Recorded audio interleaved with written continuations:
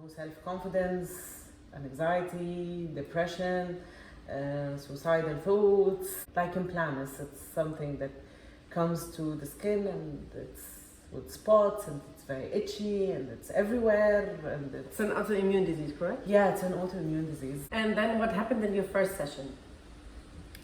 My first session, Do you remember? yeah, it was a really long session.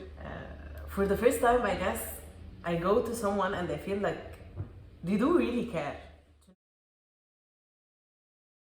The change that I noticed, that there was no more from these things on the skin coming new. The new ones, they are not coming, which was like something weird because usually they come every day. And then they started to minimize. The itch was less. It's gone. I was able to see myself and how I'm thinking and how I'm grabbing myself down deep into this.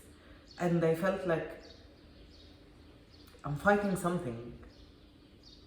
I felt it and I started to be aware. And then I went into not fighting. Actually, this is the depression. This is not me. Yeah. I'm not fighting myself.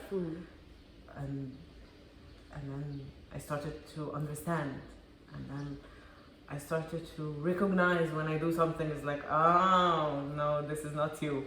Did someone guide you through all these questions or through all this realization process that you I guess most of the time it was coming from the sessions, the homeopathy sessions, that opens my mind into deeper questions.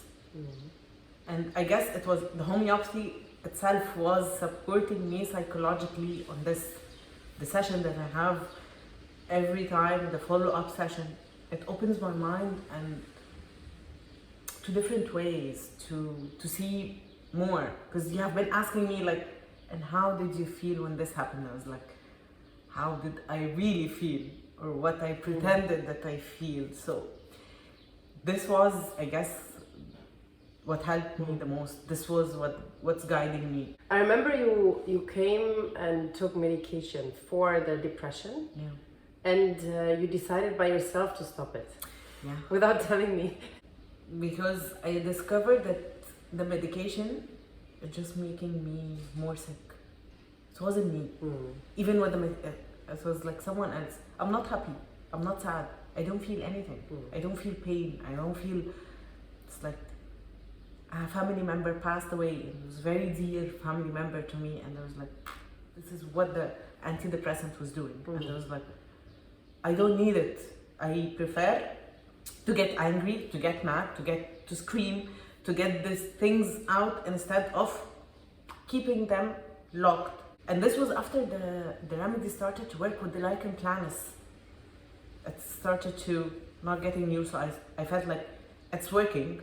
So I don't need you. I don't want this in my life. I want to feel things. So this is when I decided to stop without telling you. And it's like, hi Shireen, sorry, I stopped. I'm a totally different person from the inside. I look at myself that back then and it's like, okay, you really needed help that time. And I'm glad that I found the help I needed.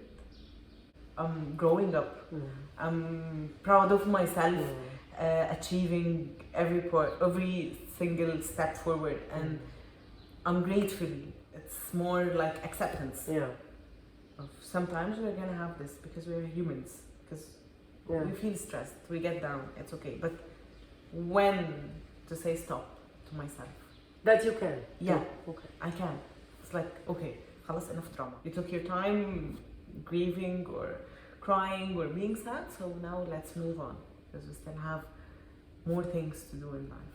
That I find a very healthy way of dealing with emotions in general. Yeah. To let them appear, take a bath with them, but then let the water go. Yeah, exactly.